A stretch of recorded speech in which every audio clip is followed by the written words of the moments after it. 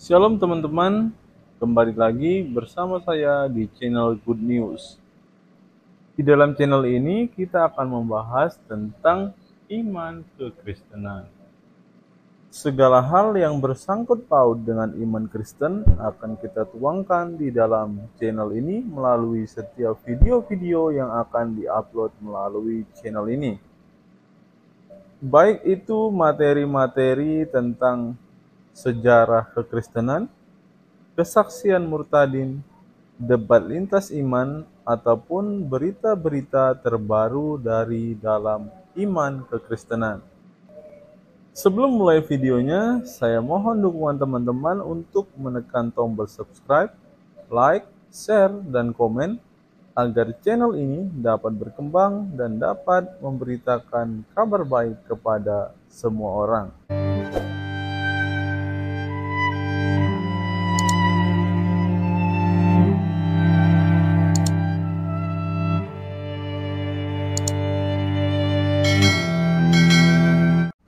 Assalamualaikum warahmatullahi wabarakatuh.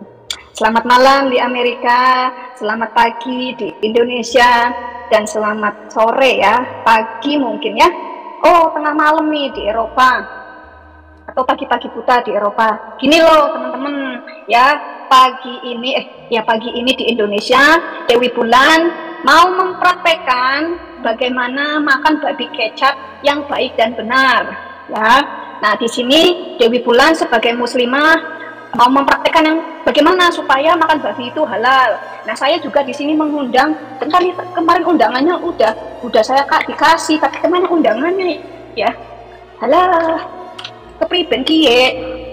Nah, ini undangan makan babi yang baik dan benar untuk Pak Ma'ruf Amin, untuk Pak Anwar Abbas, untuk Napoleon Bonaparte, untuk Habib Rizik, untuk Ustadz Abdul Somad, untuk Ustadz Adi Hidayat, dan teman-teman yang belum pernah merasakan makan babi yang enak. Nah, buat mu'alaf ya, sampai udah pernah makan babi ya, Anda rugi kalau sekarang nggak makan babi ya.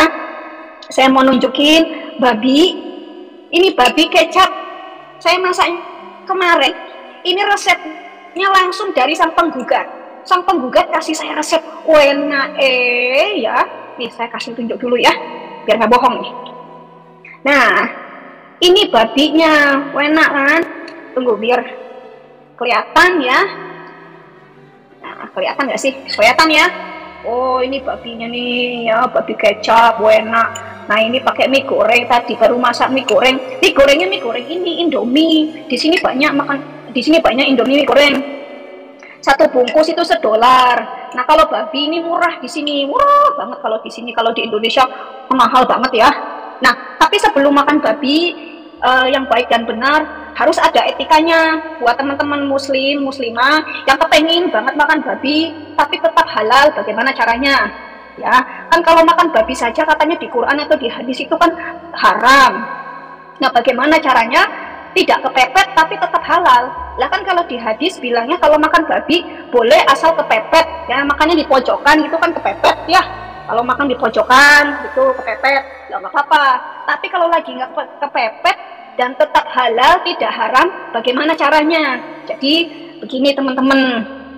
Pertama-tama Anda harus membaca Bismillahirrahmanirrahim dulu, lalu diteruskan dengan Al-Fatihah ya. Ini sebelum saya makan, bentar. Mau makan ini minum dawet, ini es kelapa. Enak tapi nggak ada cendol. Ya maklumlah di Amerika nggak ada cendol. Nah, kita mulai bagaimana praktek makan babi tetap halal. Ya, kita doa dulu ya. Bismillahirrahmanirrahim. Alhamdulillahirabbil alamin. Ar-Rahmanir-Rahim, Maliki Yaumiddin, Iyyaka na'budu wa iyyaka nasta'in, Ihdinas siratal mustaqim, siratal ladzina an'amta 'alaihim, ghairil maghdubi 'alaihim waladdallin. Kalau Dewi Bulan nggak pakai amin, langsung tancap. Ingat, ini babinya. Wow, babi kecap. Babi kecap ini resepnya dari sang penggugat. Ya, tadi kita sudah baca bismillah dan kita sudah baca Al-Fatihah, tinggal disantap.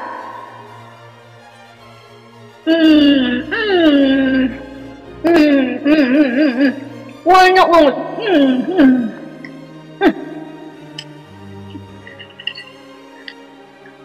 Wah, enak banget. Wah, enak banget. Makanan paling enak sedunia.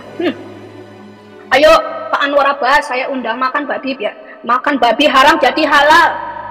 Makanya saya menyarankan MUI ya untuk menghalalkan daging babi. Enak ya. Enak ya. Mana nih sang penggugat? Mana sang penggugat? Kau makan enak nih? Makan enak gak? Iya, makan aja Bu, makan Bu. Makan. Loh. Tuh ada yang minta resep tuh. Sang penggugat ini kasih resepnya enak banget. Kemarin saya langsung praktekin dikasih resep sama sang penggugat. Saya langsung masak itu. Habis itu, wah enak ya. Cuma saya nggak bisa makan pedas. Ya, aku nggak bisa makan pedas. Soalnya kalau makan pedas suka sakit perut. Jadi nggak makan pedas. Tapi enak weh. Enak banget nih, babinya enak banget. Wah. Jangan lupa biar tambah enak itu tadi dibacakan Al-Fatihah dulu, ya. Tapi nggak usah pakai amin. Kalau amin makannya nggak banyak. Kalau nggak pakai amin makannya bisa banyak. Itu, ya. Enak ya. Nah, jangan lupa Indominya. Mantap ya. Jangan lupa dawetnya. Ibu DB penistaan babi katanya Bu. Ada penistaan babi. Oh, jangan lupa kalau mau makan babi pakai kerudung dulu ya. Jangan lupa itu. Jadi nggak boleh pakai pelontosan. Karena kan baca Al-Fatihah. Kalau pakai baca Al-Fatihah itu harus pakai beginian. Gitu. Wah, mantap. Oke, gimana teman-teman? Puasnya nontonin saya? Aduh, kok mulutnya belepotan ya? Gimana Gat? Puas lo ngeliatin gue ya? Ngeliatin gue makan ya? Iyalah. Tuh, jangan diajak Bu Dewi Bulan, sekarang aja udah mahal katanya. Nah, ada yang ngomong gini, Bu, itu kerudungnya bekas tapak meja. Gue bilang juga apa ketahuan, bekas tapak meja. Ini bukan tapak meja. Ini masuk scarf ini. Enak. Makan babi paling mantap emang kalau pakai Al-Fatihah. Jadi kayaknya mencok, macem gitu loh. Ngaji lagi. Ya, besok lah sambil makan babi aja Bu, besok live-nya. Oh iya, besok lah sambil makan babi.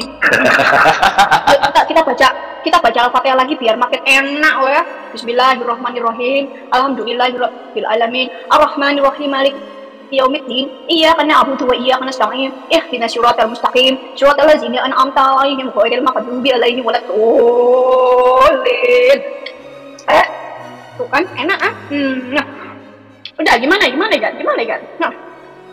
Aduh, gimana nih? Kasih lihat. Ya, Ibu Dewi kasih lihat tapi nggak dibagi. Oh, kesini. Aduh, enak banget. Tapi gue nggak bisa makan banyak-banyak nih. Saya kalau udah malam gini nggak bisa makan banyak-banyak. Maklum, sudah setengah bayar. Jadi makannya harus sedikit. Dan juga Dewi Bulan anti gendut, ya. Jangan sampai Dewi Bulan gendut. Kalau Dewi Bulan gendut nggak bisa traveling sana sini lagi, ya. Jadi jangan sampai Dewi Bulan gendut. Harus tetap kurus. Kalau perlu tetap kerempeng. Kerempeng di sini susah. Paling gampang jadi gendut. Paling gampang. Ya. Nanti Ibu lihat lagi video. Nanti Ibu lihat lagi videonya. Kayaknya Ibu sama Ibu Yuni itu adalah orang yang sama deh. Itu Yuni mungkin menyerupakan saya itu. Ya. Yuni menyerupakan saya itu. Ya. Sama Mama Yuni ya. Cuma bedanya Yuni nggak bisa jeblok-jeblok kayak saya. Bedanya Yuni nggak bisa makan babi. Ya, Yuni belum mau makan babi. Saya undang makan babi. Yuni kok makan babi pakai baca Bismillah, pakai Al-Fatihah, tak bayar nanti 100.000. Aduh, aku mau ketawa. Iya tuh kan, ada yang bilang bener. Mirip Bu Yuni katanya. Itu Dewi Bulan yang diserupakan itu. Ada yang ngomong. ngomong ngawur konten gendeng katanya. Ya, nggak apa-apa. Udah makan babi belum? Makan babi belum? Ini makan babi pakai Al-Fatihah ya, Al-Fatihah. Tata Dewi Bulan ajarin. Kalau nggak bisa baca Al-Fatihah, Tata Dewi Bulan ajarin. Ini dimakan dulu mie-nya. Ini yang terakhir deh ya. Aduh, udah kenyang. Soalnya tadi, sebelum makan Indomie dan babi, tadi Dewi Bulan makan apel dulu, gitu. Jadi udah kenyang sama apel duluan. Enak ya. Ya Pak Maruf Amin ya. Saya undang makan babi di rumah saya. Pak Anwar Abbas saya undang juga makan babi di rumah saya. Atau nanti kita ketemuan di Eropa. Tahun depan saya mau ke Eropa, mau makan babi yang banyak. Tahun depan juga sekalian saya mau ke Mesir ya, mau makan onta. Nah nanti ada yang traktir saya nih makan onta nih. Tapi jangan dikasih ekornya ya, saya nggak mau makan ekor onta. Ya satu biji, satu tubuh utuh ontanya. Waduh, onta sama saya gedean onta ya gimana dong? Nanti saya dimakan onta. Enggak ya kecil doang kok Bu, ya kecil. Ya, aku makan ininya aja lah, makan pahanya aja, sampai makan jeroannya aja. Tapi saya nggak mau makan kencing, nggak mau minum kencingnya lo ya. Aduh, gila nih, minum kencing onta itu biar untuk si ini aja Pak Anwar Abbas aja yang suruh minum kencing onta itu, atau suruh Napoleon Bonaparte itu aja yang suruh minum kencing onta. Saya mah nggak mau minum kencing onta. Duh, kayak nggak ada minuman lain aja. Loh, ngomong apa? Nah, katanya baca hadis yang benar. Mana kasih sini tak baca. Nah, itu si Kiptia tuh. Baca hadis yang benar dan paham bahasa, pasti kantun makan babi, ya. Jadi yang benar itu adalah di surah Al-Maidah ayat 5 ya. Surah Al-Maidah ayat 5 kan katanya sudah dihalalkan makanan ahli kitab. Lah babi kan makanan ahli kitab. Sudah dihalalkan. Makanan ahli kitab. Kita ini kan ahli kitab ya. Nih, saya punya Alkitab berdampingan dengan Al-Quran ya, dampingan itu. Nah, Anda punya enggak Alkitab dengan Al-Quran berdampingan bareng? Kalau orang Islam bilang, wah haram, jangan sampai ada Alkitab masuk ke rumah, haram, najis. Lah, bagaimana Anda tahu apa makanannya ahli kitab? Ya, ahli kitab makan apa aja dimakan, tapi nggak makan orang. Kalau di Quran, di Islam makan orang boleh. Ya itu nggak boleh kalau makan orang ya. Aduh, serem amat sih makan orang kok kayak nggak ada lauk pauk aja makannya kok makan orang. Ya, kayaknya udah puas ya ngeliatin Dewi Bulan makan babi pakai mie goreng. Maaf, saya nggak bisa habisin karena perut saya udah kenyang. Perut saya memang kecil karena saya memang tidak bisa makan banyak-banyak. Dewi Bulan itu anti gendut, ya, anti gendut. Jadi seminggu sekali Dewi Bulan ditimbang, ya. Kalau sudah naik 1 pound aja ya, wah itu saya panik harus turunin nih, harus turunin. Jadi supaya stabil. Ya, jadi Dewi Bulan itu awet krempeng, begitu. Nggak apa-apa kalau orang udah ngatain Dewi Bulan krempeng, karena sebenarnya jadi krempeng di sini tuh mahal. Begitu. Kalau mau jadi gendut mah gampang, makan aja semua, nggak pakai macam-macam apa aja dimakan. Karena kalau Dewi Bulan makannya makan rumput, begitu. Bukannya Dewi Bulan kagak punya duit buat beli daging, tapi enakan makan rumput ya, kayak kambing. Ya itu aja Gat. Nah, ya jadi kan mereka kaum munafik ya. Kalau Allah bilang udah harus dihalalkan, berarti harus makan, nggak apa-apa habis makan mah. Kan udah dihalalkan, apa yang dimakan ahli kitab. Nah itu udah halal. Emang dasar kalian itu aja ya, tipikal manusia yang munafikun ya. Ingat ya, dalam Quran dikatakan orang-orang munafik itu bakal dihajar. Siap-siap kena ajak Allah ya. Takbir resep babinya mantul, mantap. Iya, resep babinya. Makan babi, pakai kecap, biar mantep baca Al-Fatihah.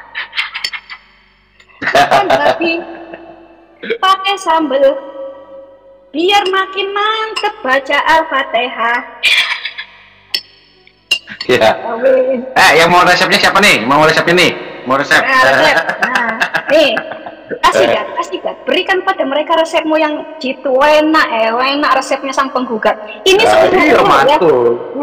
Ini seumur-umur lah Dewi Bulan baru sekali ini masak babi kecap. Biasanya Dewi Bulan tuh kalau ada babi-babi begini gitu ya, ya dimasukin ke crockpot aja, dimasaknya itu pelan-pelan ya, kayak api kecil ya, lama itu enak. Ditambahin pakai apa, kacang-kacangan ya, kacang-kacangan itu enak.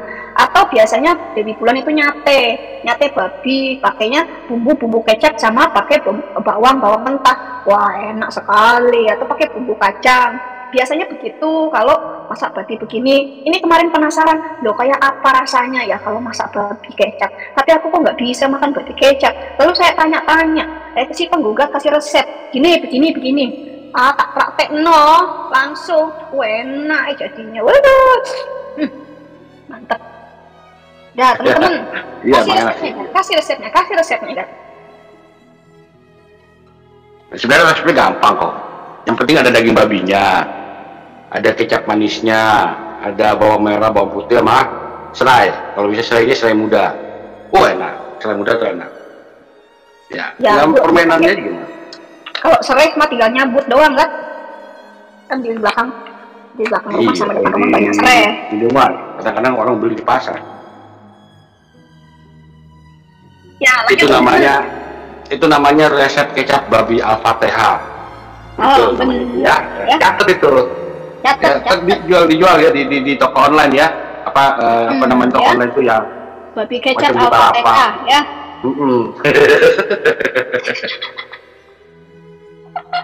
Ya pakai serai Bu Elizabeth, pakai serai. Serainya ditumbuk dulu, dipicahin dulu. Yang termasaknya bareng sama serai. Jadi masukin bumbu dulu. Ya bawang putih, bawang merah itu yang udah dihancurkan sama serai masuk. Sudah mulai agak wangi baru masukin daging. Masukin kecapnya. Saya mau kasih tahu ya. Untuk menghindari santet, makan babi yang banyak. Oh iya, itu resep babi internasional itu. Resep babi Al-Fatihah namanya.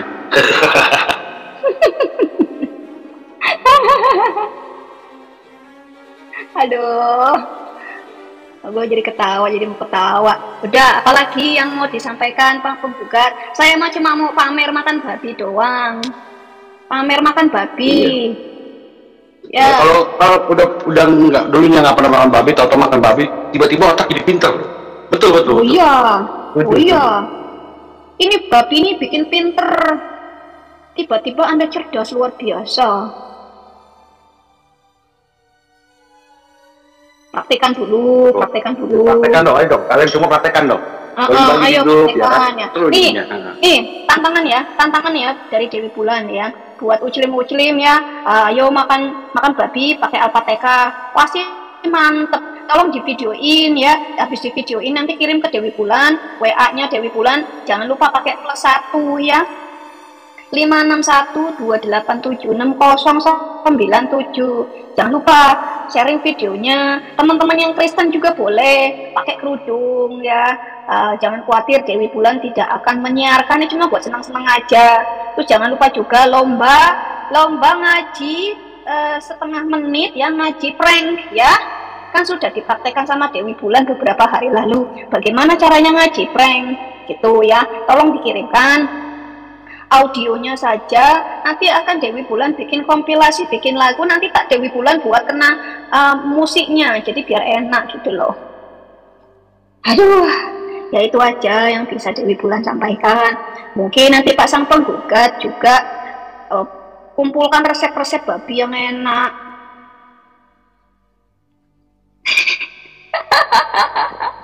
Makan babi yang enak itu sambil minum arak. Enak tuh ya. Saya kalau waktu di Chinese itu begitu, di China itu begitu. Jadi makannya babi tapi minumnya arak. Udah tiada duanya itu. Kalau malaikat Jibril lewat udah selesai, nggak peduli, bodo amat. Iya. Enak, ya. Jadi saudara-saudara Muslim ya, jangan munafik lah. Kalian kan tinggal bilang, babi haram, tapi Allah sendiri bilang, aku telah menghalalkan makanan ahli kitab. Berarti termasuk babi.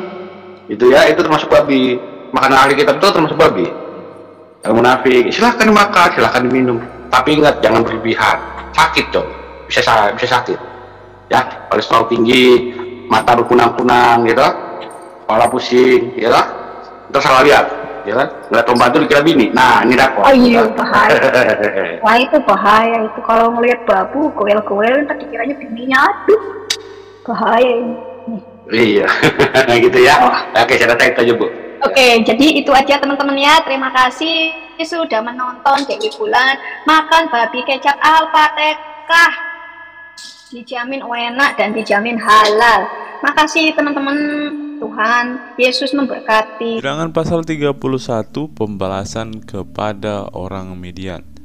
Tuhan berfirman kepada Musa, lakukanlah pembalasan orang Israel kepada orang Midian.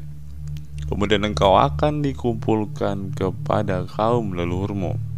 Lalu berkatalah Musa kepada bangsa itu, baiklah, sejumlah orang dari antaramu mempersenjatai diri untuk berperang, supaya mereka melawan Midian untuk menjalankan pembalasan Tuhan terhadap Midian. Dari setiap suku di antara segala suku Israel haruslah kamu menyuruh 1.000 orang untuk berperang. Demikianlah diserahkan dari kaum-kaum Israel 1.000 orang dari tiap-tiap suku. Jadi 12.000 orang bersenjata untuk berperang. Lalu Musa menyuruh mereka untuk berperang 1.000 orang dari tiap-tiap suku bersama-sama dengan Pinehas, anak Imam Eleazar, untuk berperang dengan membawa perkakas tempat kudus dan nafiri-nafiri pemberi tanda semboyan. Kemudian berperanglah mereka melawan Midian seperti yang diperintahkan Tuhan kepada Musa, lalu membunuh semua laki-laki mereka.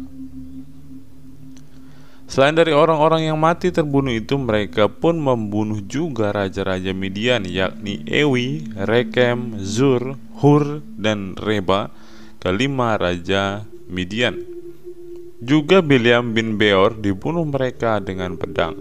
Kemudian Israel menawan perempuan-perempuan Midian dan anak-anak mereka, juga segala hewan, segala ternak, dan segenap kekayaan mereka dijarah. Dan segala kota kediaman serta segala tempat perkemahan mereka dibakar. Kemudian diambillah seluruh jarahan dan seluruh rampasan berupa manusia dan hewan itu, dan dibawalah orang-orang tawanan, rampasan dan jarahan itu kepada Musa dan Imam Eleazar dan kepada umat Israel ke tempat perkemahan di dataran Moab yang di tepi sungai Yordan dekat Yeriko. Lalu pergilah Musa dan Imam Eleazar dan semua pemimpin umat itu sampai ke luar tempat perkemahan untuk menyongsong mereka. Maka gusarlah Musa kepada para pemimpin tentara itu, kepada para kepala pasukan 1.000 dan para kepala pasukan 100 yang berpulang dari peperangan. Dan Musa berkata kepada mereka, kamu biarkankah semua perempuan hidup? Bukankah perempuan-perempuan ini atas nasihat Bileam menjadi sebabnya orang Israel berubah setia terhadap Tuhan dalam hal Peor, sehingga tulah Tuhan turun ke antara umat Tuhan? Maka sekarang bunuhlah semua laki-laki di antara anak-anak mereka, dan juga semua perempuan yang pernah bersetubuh dengan laki-laki haruslah kamu bunuh. Tetapi semua orang muda di antara perempuan yang belum pernah bersetubuh dengan laki-laki haruslah kamu biarkan hidup bagimu. Tetapi kamu ini berkemahlah 7 hari lamanya di luar tempat perkemahan. Setiap orang yang telah membunuh orang dan setiap orang yang kena kepada orang yang mati terbunuh haruslah menghapus dosa dari dirinya pada hari yang ketiga dan pada hari yang ketujuh. Kamu sendiri dan orang-orang tawananmu juga, setiap pakaian dan setiap barang kulit dan setiap barang yang dibuat dari bulu kambing dan setiap barang kayu haruslah disucikan. Lalu berkatalah Imam Eleazar kepada para prajurit yang telah pergi bertempur itu, inilah ketetapan hukum yang diperintahkan Tuhan kepada Musa. Hanya emas dan perak, tembaga, besi, timah putih dan timah hitam, segala yang tahan api, haruslah kamu lalukan dari api supaya menjadi tahir, tetapi semuanya itu haruslah juga disucikan dengan air penyuci, dan segala yang tidak tahan api haruslah kamu lalukan dari air. Lagi pula kamu harus mencuci pakaianmu pada hari yang ketujuh supaya kamu tahir, dan kemudian bolehlah kamu masuk ke tempat perkemahan. Mengenai jarahan, Tuhan berfirman kepada Musa, hitunglah jarahan jumlah rampasan yang telah diangkut yang berupa manusia dan hewan. Engkau ini dan Imam Eleazar serta kepala-kepala puak umat itu. Lalu bagi dualah rampasan itu kepada pasukan bersenjata yang telah keluar berperang dan kepada segenap umat yang lain. Dan engkau harus mengkhususkan upeti bagi Tuhan dari para prajurit yang keluar bertempur itu, yakni 1 dari setiap 500, baik dari manusia, baik dari lembu, dari keledai, dan dari kambing domba. Dari yang setengah yang telah didapat mereka haruslah engkau mengambilnya, lalu menyerahkannya kepada Imam Eleazar sebagai persembahan khusus bagi Tuhan. Tetapi dari yang setengah lagi yang untuk orang Israel lain haruslah engkau mengambil 1 ambilan dari setiap 50, baik dari manusia, baik dari hewan, dari keledai, dan dari kambing domba. Jadi dari segala hewan, lalu menyerahkan semuanya kepada orang Lewi memelihara kemah suci Tuhan. Kemudian Musa dan Imam Eleazar melakukan seperti yang diperintahkan Tuhan kepada Musa. Ada perampasan yakni yang masih tinggal dari apa yang telah dijarah laskar itu berjumlah 675.000 ekor kambing domba dan 72.000 ekor lembu dan 61.000 ekor keledai. Selanjutnya orang-orang, yaitu perempuan-perempuan yang belum pernah bersetubuh dengan laki-laki, seluruhnya 32.000 orang. Yang setengah yang menjadi bagian orang-orang yang telah keluar berperang itu jumlahnya 337.500 ekor kambing domba. Jadi upeti bagi Tuhan dari kambing domba itu ada 675 ekor lembu 36.000 ekor. Jadi upetinya bagi Tuhan ada 72 ekor. Keledai-keledai 30.500 ekor. Jadi upetinya bagi Tuhan ada 61 ekor. Dan orang-orang 16.000 orang. Jadi upetinya bagi Tuhan 32 orang. Lalu Musa menyerahkan upeti yang dikhususkan bagi Tuhan itu kepada Imam Eleazar seperti yang diperintahkan Tuhan kepada Musa. Yang setengah lagi yang menjadi bagian orang Israel lain, yang dipisahkan Musa dari bagian orang-orang yang telah berperang itu, yaitu yang setengah yang menjadi bagian umat yang lain, domba-domba 337.500 ekor, lembu-lembu 36.000 ekor, keledai-keledai 30.500 ekor, dan orang-orang 16.000 orang. Lalu Musa mengambil dari yang setengah yang menjadi bagian orang Israel lain itu 1 ambilan dari setiap 50, baik dari manusia, baik dari hewan, kemudian menyerahkan semuanya kepada orang Lewi dan memelihara kemah suci seperti yang diperintahkan Tuhan kepada Musa. Lalu mendekatlah para pemimpin tentara, yakni kepala-kepala pasukan 1.000 dan kepala-kepala pasukan 100 kepada Musa, serta berkata kepadanya, hamba-hambamu ini telah menghitung jumlah prajurit yang ada di bawah kuasa kami, dan dari mereka tidak ada seorang pun yang hilang. Sebab itu kami mempersembahkan sebagian persembahan kepada Tuhan apa yang dapat didapat masing-masing, yakni barang-barang emas, gelang kaki, gelang tangan, cincin, materai, anting-anting, dan kerongsang untuk mengadakan pendamaian bagi nyawa kami di hadapan Tuhan.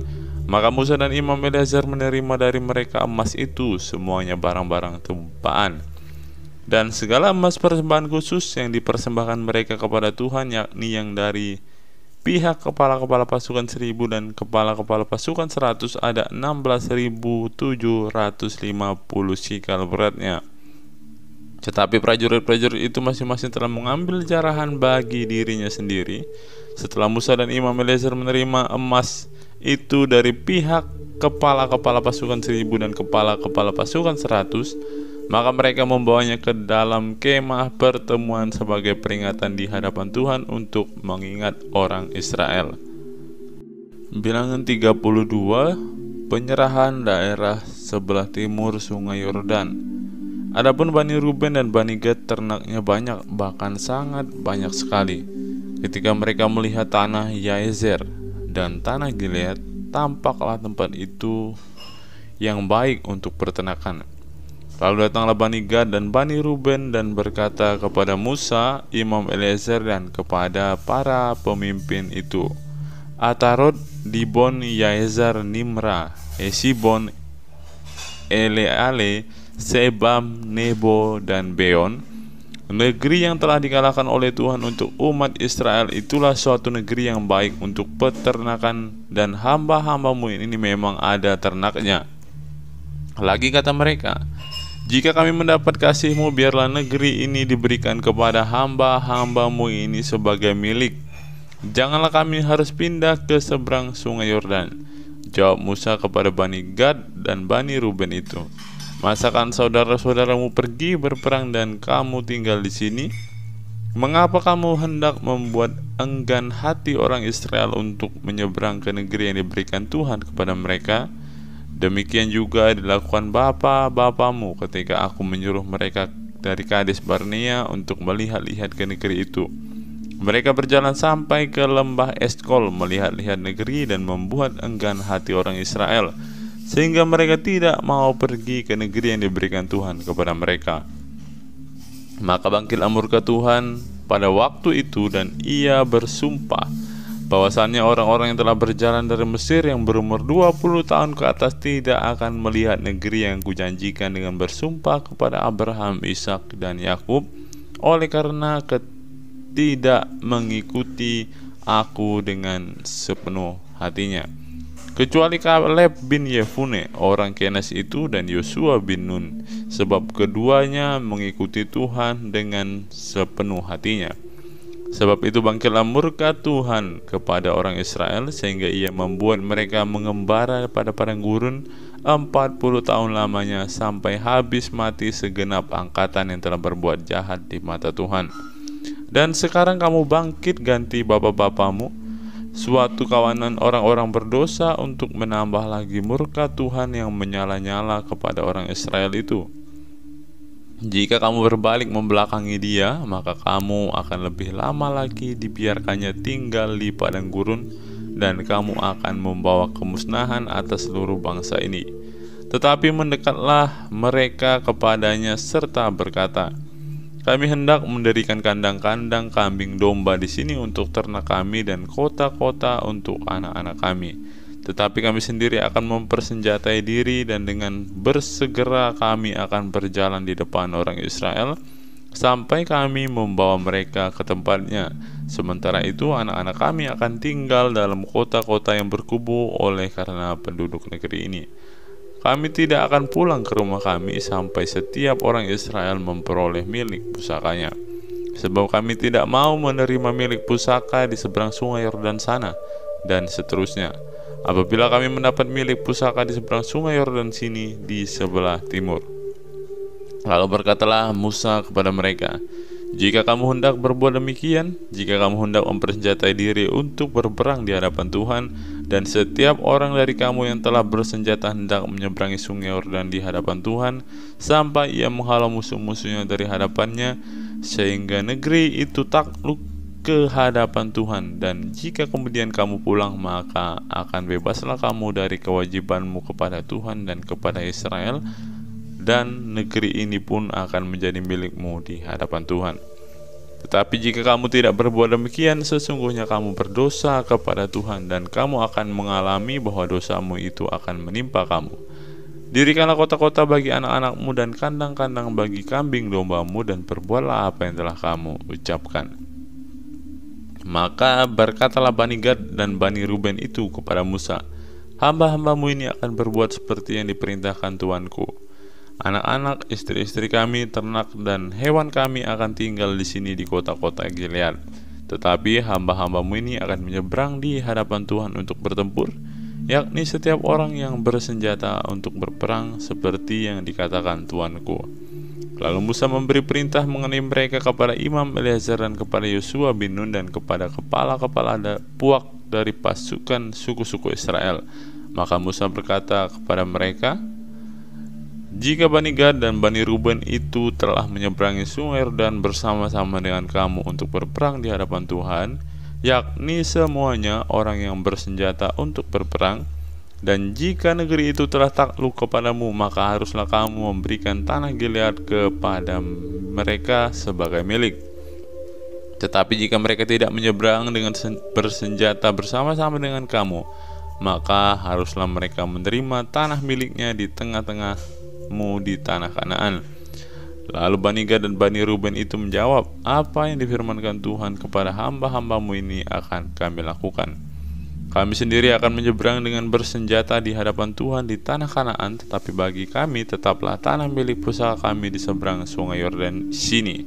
Lalu Musa memberikan kepada mereka, kepada Bani Gad, kepada Bani Ruben, dan kepada setengah suku Manasye bin Yusuf, kerajaan Sihon raja orang Amori dan kerajaan Og raja Basan, yakni negeri mereka beserta kota-kotanya di seluruh negeri itu dengan daerah-daerah setiap kota itu. Maka Bani Gad membangun kota-kota Dibon, Atarot, Aroer, Atarot Sofan, Yaezer, Yokbeha, Bet Nimra, Bet Haran sebagai kota-kota yang berkubu dan sebagai tempat kandang-kandang kambing domba. Dan Bani Ruben membangun kota-kota Hesibon, Eleale, Kirya Taim, Nebo, Baalmeon dengan mengganti nama-namanya, dan Sibma, dan mereka memberi nama lain kepada kota-kota yang dibangun mereka itu. Bani Makir bin Manasye pergi ke Gilead, mereka merebutnya dan menghalau orang Amori yang ada di sana. Lalu Musa memberikan Gilead kepada Makir bin Manasye dan diamlah ia di sana. Yair anak Manasye pergi merebut dusun-dusunnya dan menamai Hawat Yair.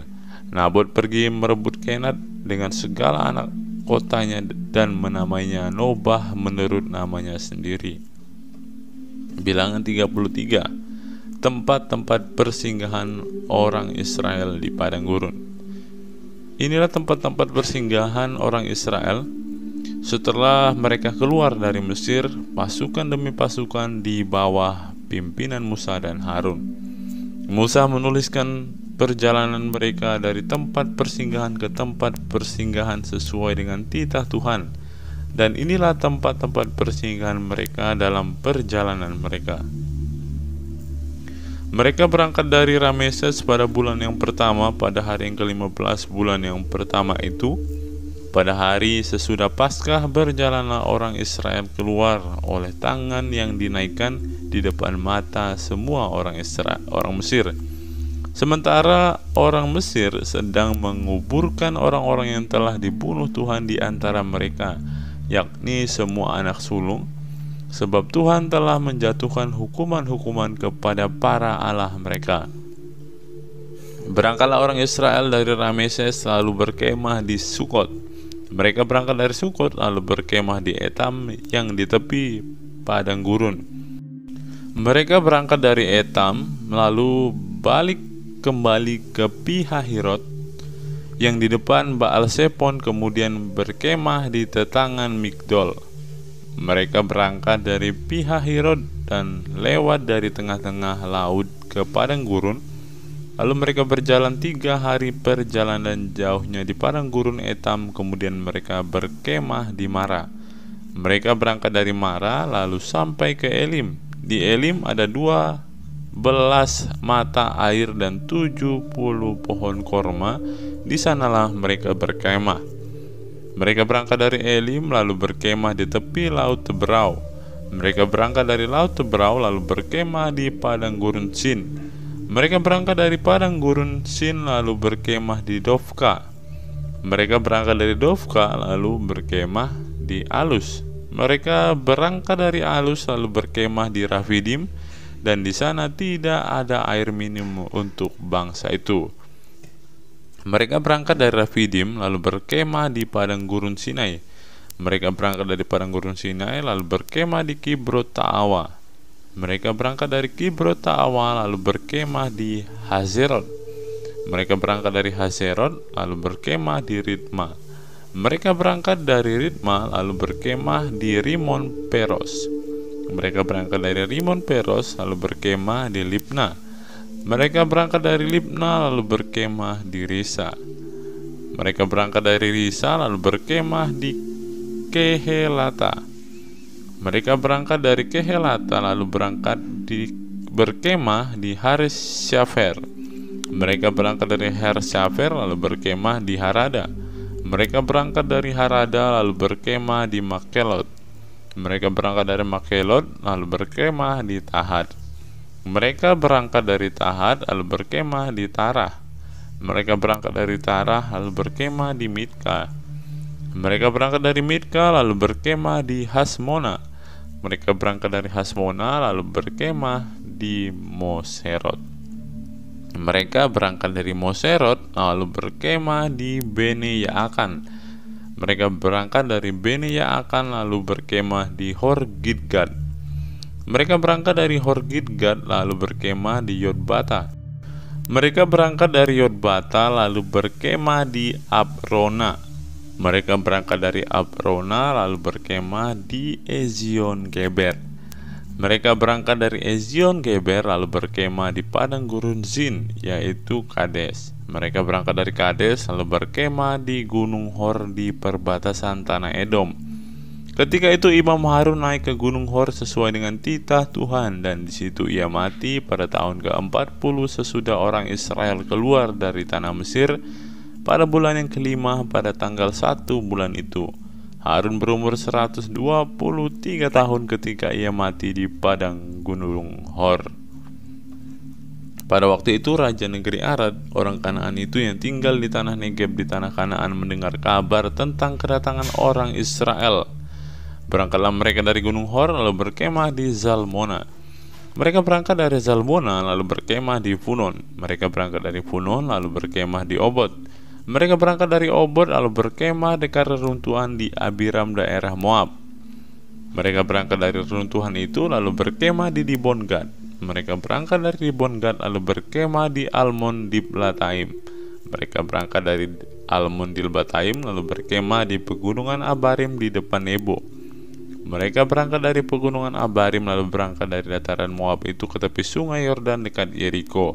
Mereka berkemah di tepi sungai Yordan dari Bet Yesimot sampai ke Abel Sitim di dataran Moab. Apa yang harus dilakukan sesudah tanah Kanaan direbut? Tuhan berfirman kepada Musa di dataran Moab di tepi sungai Yordan dekat Yeriko. Berbicaralah kepada orang Israel dan katakan kepada mereka, apabila kamu menyeberangi sungai Yordan ke tanah Kanaan, maka haruslah kamu menghalau semua penduduk negeri itu dari depanmu dan membinasakan segala batu berukir kepunyaan mereka. Juga harus kamu membinasakan segala patung tuangan mereka dan memusnahkan segala bukit pengorbanan mereka. Haruslah kamu menduduki negeri itu dan diam di sana, sebab kepadamu lah aku berikan negeri itu untuk diduduki. Maka haruslah kamu membagi negeri itu sebagai milik pusaka dengan membuang undi menurut kaummu. Kepada yang besar jumlahnya haruslah kamu memberikan milik pusaka yang besar, dan kepada yang kecil jumlahnya haruslah kamu memberikan milik pusaka yang kecil, yang ditunjuk oleh undi bagi masing-masing. Itulah bagian undiannya menurut suku nenek moyangmu, haruslah kamu membagi milik pusaka itu.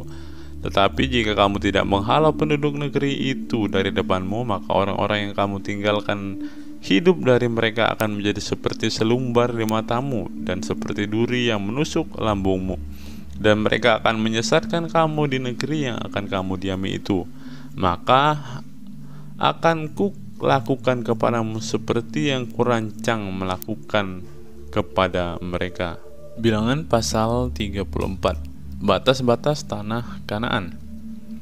Tuhan berfirman kepada Musa, perintahkanlah kepada orang Israel dan katakanlah kepada mereka, apabila kamu masuk ke negeri Kanaan, maka inilah negeri yang akan jatuh kepadamu sebagai milik pusaka, yakni tanah Kanaan menurut batas-batasnya. Adapun sisi selatanmu ialah dari padang gurun Zin menyusur Edom, maka batas selatanmu mulai dari ujung laut Asin di sebelah timur. Lalu batasmu membelok di selatan pendakian Akrabim, terus ke Zin dan berakhir di sebelah selatan Kades Barnea.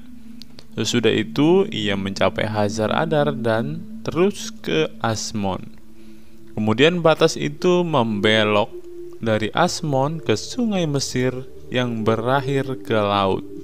Batas baratmu ialah laut besar dan pantainya, itulah batas baratmu. Inilah batas utaramu, mulai dari laut besar haruslah kamu buat tanda batas ke Gunung Hor.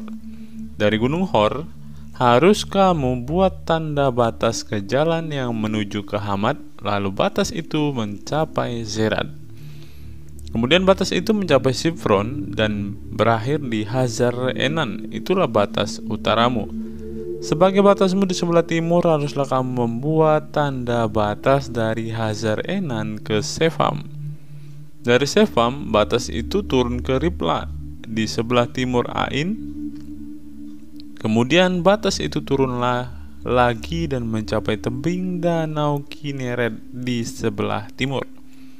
Lalu batas itu turun ke sungai Yordan dan berakhir di Laut Asin, itulah negerimu menurut batas-batasnya sekeliling. Mengenai pembagian tanah Kanaan, Musa memerintahkan kepada orang Israel, itulah negeri yang akan kamu bagi sebagai milik pusaka dengan membuang undi dan yang diperintahkan Tuhan untuk diberikan kepada suku yang 9,5 itu. Sebab suku Bani Ruben menurut puak-puak mereka dan suku Bani Gad menurut puak-puak mereka telah menerima milik pusaka, juga suku Manasye yang setengah itu telah menerimanya. 2,5 suku itu telah menerima milik pusaka mereka di seberang sungai Yordan di dekat Yeriko di sebelah timur. Tuhan berfirman kepada Musa, inilah nama orang-orang yang harus membagikan tanah itu kepadamu sebagai milik pusaka, Imam Eleazar dan Yosua bin Nun. Lagi haruslah kamu mengambil seorang pemimpin dari suku untuk membagikan tanah itu sebagai milik pusaka.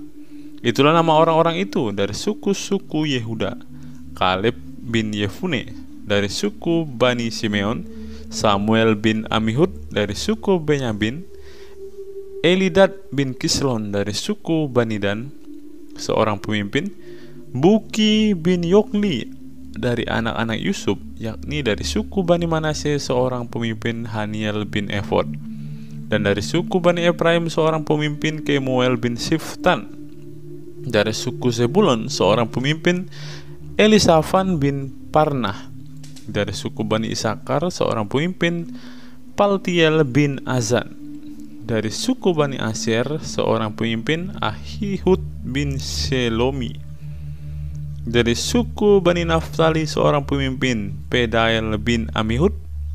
Itulah orang-orang yang diperintahkan Tuhan untuk membagikan milik pusaka kepada orang Israel di tanah Kanaan.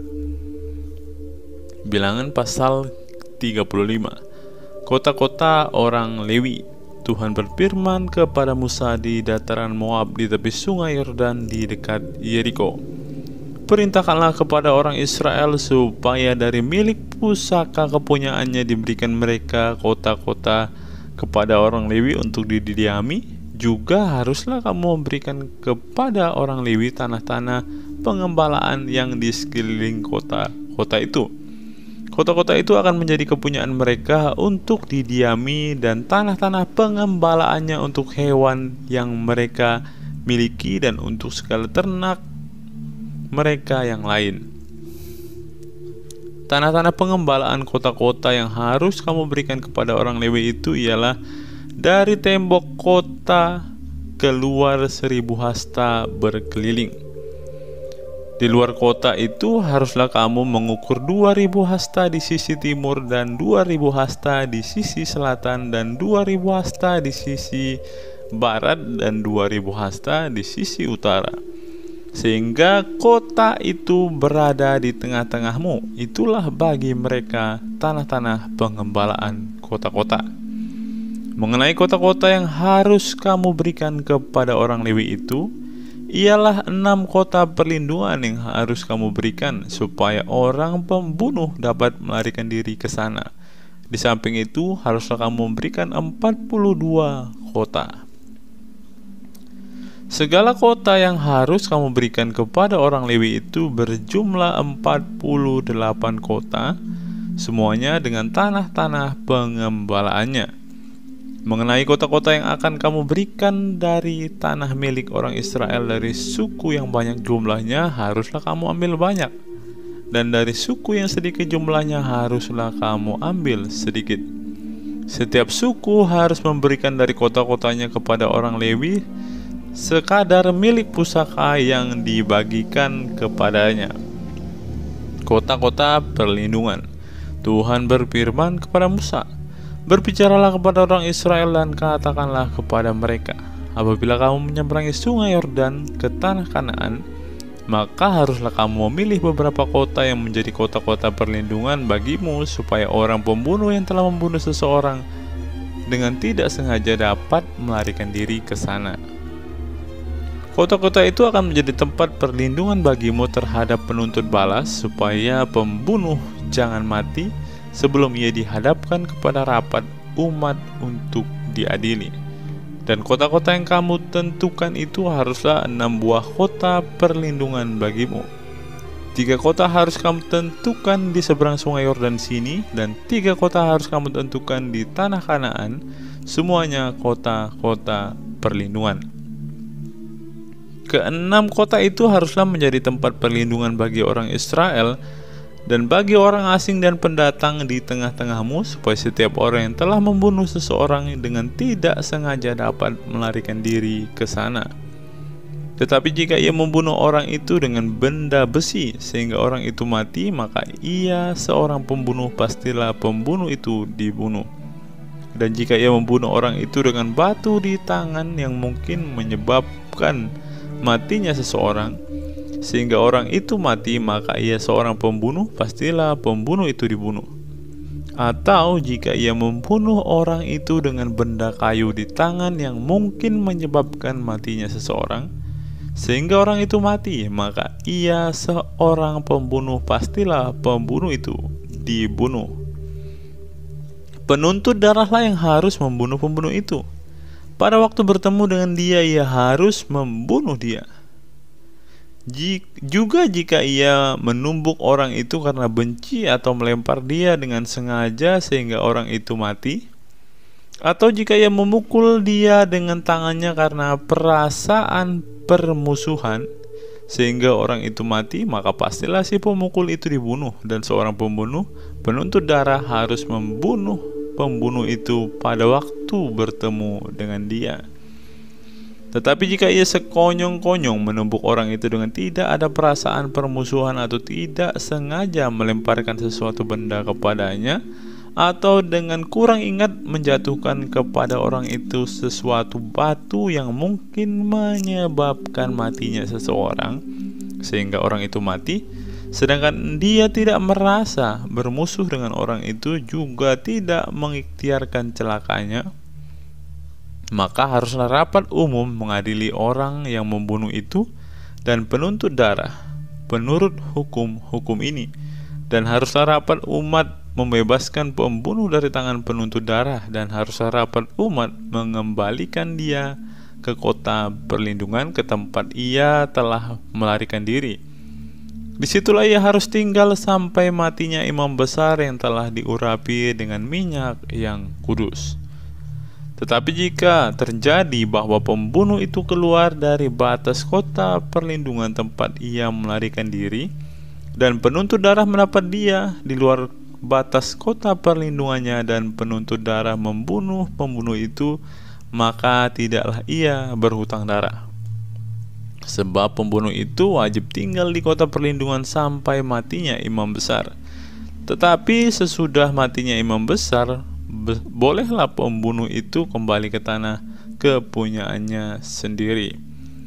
Itulah semuanya yang harus menjadi ketetapan hukum bagi turun-temurun di segala tempat kediamanmu. Setiap orang yang telah membunuh seseorang haruslah dibunuh sebagai pembunuh menurut keterangan saksi-saksi. Tetapi kalau hanya satu orang saksi saja tidak cukup untuk memberi keterangan terhadap seseorang dalam perkara hukuman mati. Janganlah kamu menerima uang tebusan karena nyawa seorang pembunuh yang kesalahannya setimpal dengan hukuman mati, tetapi pastilah ia dibunuh. Juga janganlah kamu menerima uang tebusan karena seseorang telah melarikan diri ke kota perlindungannya, supaya ia boleh kembali untuk diam di tanahnya sebelum matinya imam besar. Jadi janganlah kamu mencemarkan negeri tempat tinggalmu, sebab darah itulah yang mencemarkan negeri itu. Maka bagi negeri itu tidak dapat diadakan pendamaian oleh karena darah yang tertumpah di sana, kecuali dengan darah orang yang telah menumpahkannya. Maka janganlah menajiskan negeri tempat kedudukanmu, yang di tengah-tengah aku diam, sebab aku Tuhan diam di tengah-tengah orang Israel. Bilangan 36. Syarat perkawinan anak-anak perempuan yang mempunyai hak waris. Mendekatlah kepala-kepala puak dari kaum Bani Gilead bin Makir bin Manasye, salah satu dari kaum keturunan Yusuf, dan berbicaralah di depan Musa dan pemimpin-pemimpin kepala-kepala suku Israel, kata mereka, Tuhan telah memerintahkan tuanku untuk memberikan tanah itu kepada orang Israel sebagai milik pusaka dengan membuang undi. Dan oleh Tuhan telah diperintahkan kepada tuanku untuk memberikan milik pusaka Zelafedat saudara kami kepada anak-anaknya yang perempuan. Tetapi seandainya mereka kawin dengan salah seorang laki-laki dari suku lain di antara orang Israel, maka milik pusaka perempuan itu akan dikurangkan dari milik pusaka bapak-bapak kami yang akan ditambahkan kepada milik pusaka suku yang akan dimasukinya. Jadi akan dikurangkan dari milik pusaka yang diundikan kepada kami. Maka apabila tiba tahun Yobel bagi orang Israel, milik pusaka perempuan itu akan ditambahkan kembali kepada milik pusaka suku yang akan dimasukinya, dan akan dikurangkan dari milik pusaka nenek moyang kami. Lalu Musa memerintahkan kepada orang Israel sesuai dengan titah Tuhan, perkataan suku keturunan Yusuf itu benar. Inilah firman yang diperintahkan Tuhan mengenai anak-anak perempuan Zelafedat, bunyinya, mereka boleh kawin dengan siapa saja yang suka kepada mereka, asal mereka kawin di lingkungan salah satu kaum dari suku ayah mereka. Sebab milik pusaka orang Israel tidak boleh beralih dari suku ke suku, tetapi orang Israel haruslah masing-masing memegang milik pusaka suku nenek moyangnya. Jadi setiap anak perempuan di antara suku-suku orang Israel yang telah mewarisi milik pusaka haruslah kawin dengan seorang dari salah satu kaum yang termasuk suku ayahnya, supaya setiap orang Israel mewarisi milik pusaka nenek moyangnya. Sebab milik pusaka itu tidak boleh beralih dari suku ke suku, tapi suku-suku orang Israel haruslah masing-masing memegang milik pusakanya sendiri. Seperti ini diperintahkan Tuhan kepada Musa, demikianlah diperbuat anak-anak perempuan Zelafedat.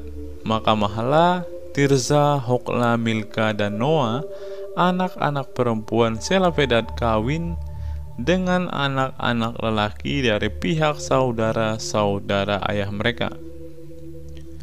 Mereka kawin dengan laki-laki dari kaum-kaum Bani Manasye bin Yusuf, sehingga milik pusaka mereka tetap tinggal pada suku kaum ayahnya.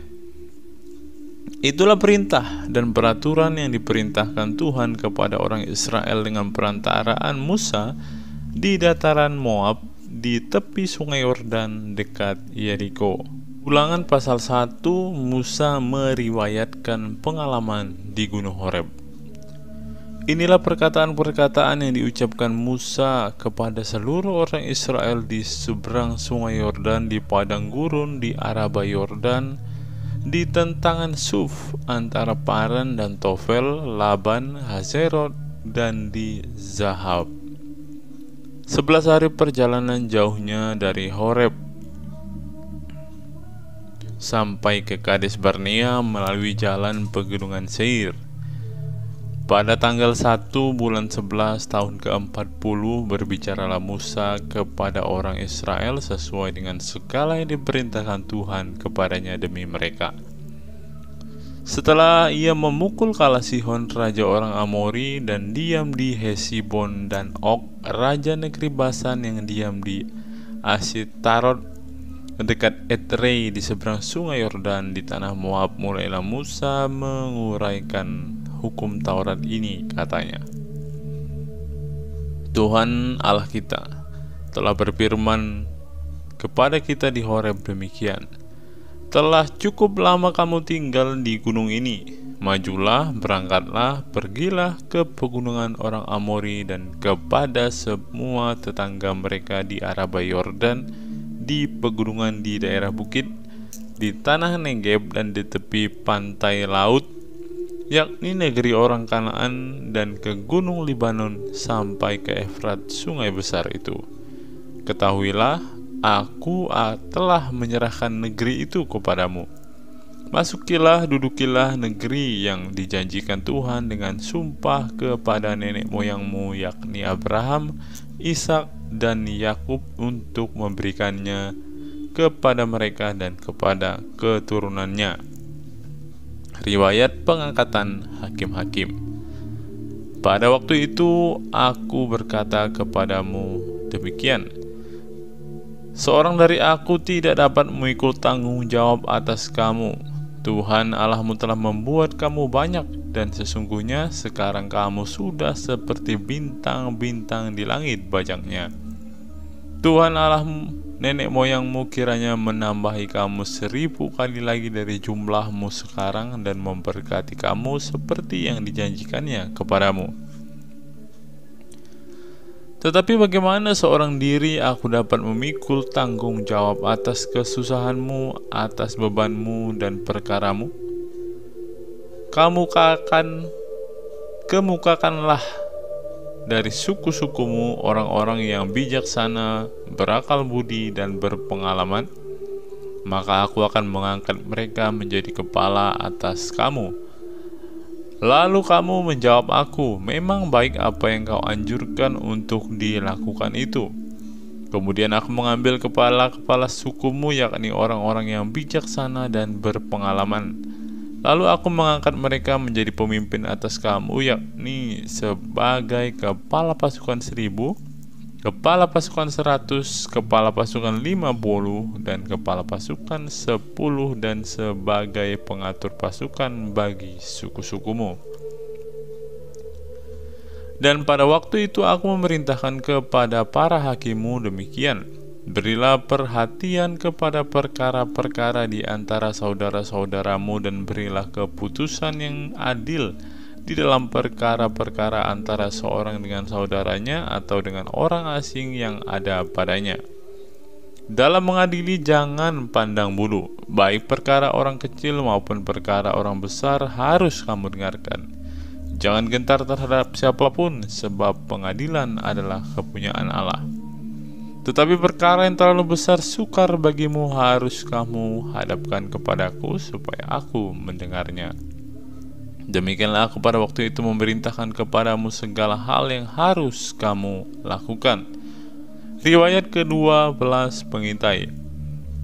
Kemudian kita berangkat dari Horeb dan berjalan melalui segenap padang gurun yang besar dan dahsyat yang telah kamu lihat itu, ke arah pegunungan orang Amori, seperti yang diperintahkan kepada kita oleh Tuhan Allah kita. Lalu kita sampai ke Kades Barnea. Ketika itu aku berkata kepadamu, kamu sudah sampai ke pegunungan orang Amori yang diberikan kepada kita oleh Tuhan Allah kita. Ketahuilah Tuhan Allahmu telah menyerahkan negeri itu kepadamu. Majulah, dudukilah seperti yang difirmankan kepadamu oleh Tuhan Allah nenek moyangmu. Jangan takut dan janganlah patah hati. Lalu kamu sekalian mendekati aku dan berkata, marilah kita menyuruh beberapa orang mendahului kita untuk menyelidiki negeri itu bagi kita dan membawa kabar kepada kita tentang jalan yang akan kita lalui dan tentang kota-kota yang akan kita datangi.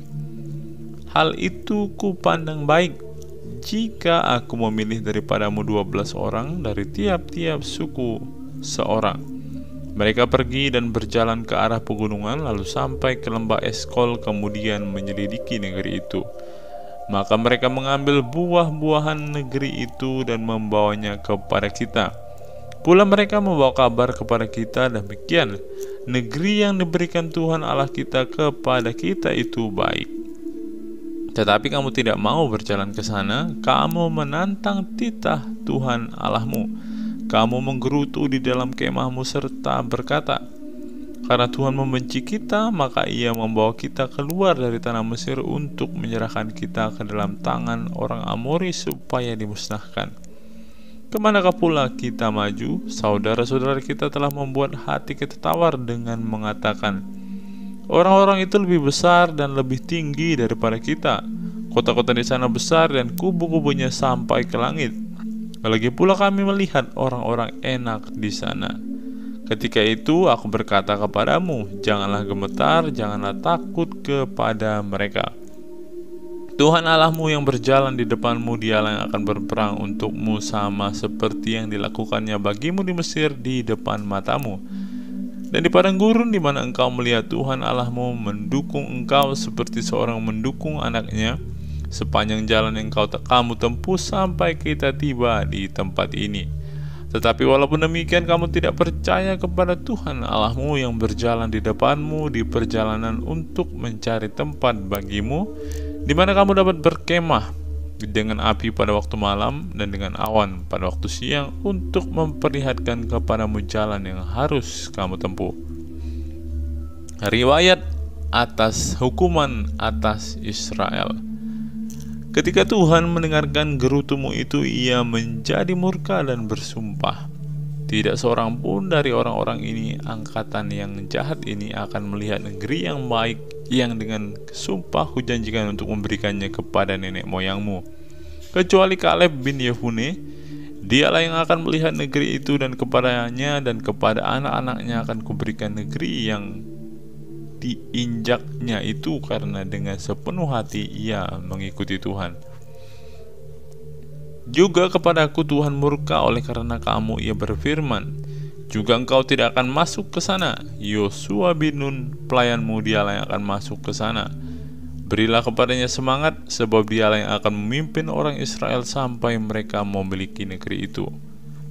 Dan anak-anakmu yang kecil dan kamu katakan akan menjadi rampasan, dan anak-anakmu yang sekarang ini yang belum mengetahui tentang yang baik dan yang jahat, mereka lah yang akan masuk ke sana, dan kepada mereka lah aku akan memberikannya, dan mereka lah yang akan memilikinya. Tetapi kamu ini baiklah berangkat ke padang gurun ke arah laut Teberau. Riwayat kegagalan serangan ke bagian selatan. Lalu kamu menjawab, katamu kepadaku, kami berbuat dosa kepada Tuhan. Kami mau maju berperang menurut segala yang diperintahkan kepada kami oleh Tuhan Allah kita. Dan setiap orang daripadamu menyandang senjata perangnya, sebab kamu menganggap mudah untuk berjalan maju ke arah pegunungan. Tetapi Tuhan berfirman kepadaku, katakanlah kepada mereka, janganlah kamu maju dan janganlah kamu berperang, sebab aku tidak ada di tengah-tengahmu. Nanti kamu terpukul kalah oleh musuhmu. Dan aku berbicara kepadamu, tetapi kamu tidak mendengarkan. Kamu menentang titah Tuhan, kamu berlaku terlalu berani dan maju ke arah pegunungan. Kemudian orang Amori yang diam di pegunungan itu keluar menyerbu kamu, dan mereka mengejar kamu seperti lebah dan mengalahkan kamu dari Seir sampai Horma. Lalu kamu pulang dan menangis di hadapan Tuhan, tetapi Tuhan tidak mendengarkan tangisanmu dan tidak memberi telinga kepada suaramu. Demikianlah kamu lama tinggal di Kades, yakni sepanjang waktu kamu tinggal di sana. Ulangan pasal 2, riwayat perjalanan di padang gurun. Kemudian kita balik dan berangkat ke padang gurun ke arah laut Teberau seperti yang difirmankan Tuhan kepadaku. Lama kita berjalan keliling pegunungan Seir. Lalu berfirmanlah Tuhan kepadaku demikian, telah cukup lamanya kamu berjalan keliling pegunungan ini. Beloklah sekarang ke utara. Perintahkanlah kepada bangsa itu demikian, sebentar lagi kamu akan berjalan melalui daerah-daerah saudaramu Bani Esau dan diam di Seir. Mereka akan takut kepadamu. Tetapi hati-hatilah sekali, Janganlah menyerang mereka, sebab aku tidak akan memberikan kepadamu setapak kaki dari negeri mereka, karena kepada Esau telah kuberikan pegunungan Seir menjadi miliknya. Makanan haruslah kamu beli dari mereka dengan uang, supaya kamu dapat makan, juga air haruslah kamu beli dari mereka dengan uang, supaya kamu dapat minum. Sebab Tuhan Allahmu memberkati engkau dalam segala pekerjaan tanganmu. Ia memperhatikan perjalananmu melalui padang gurun yang besar ini. Ke-40 tahun ini Tuhan Allahmu menyertai engkau, dan engkau tidak kekurangan apapun.